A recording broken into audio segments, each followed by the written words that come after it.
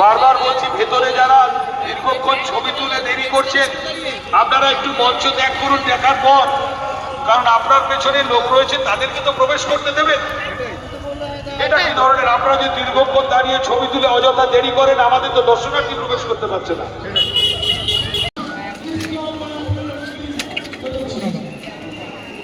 ভালোই করেছে, অনেকটাই বেশ।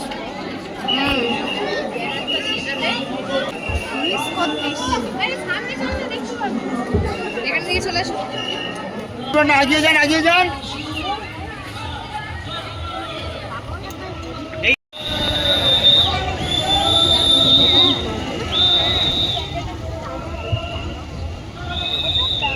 প্যান্ডেলটা কিন্তু সুন্দর করেছে।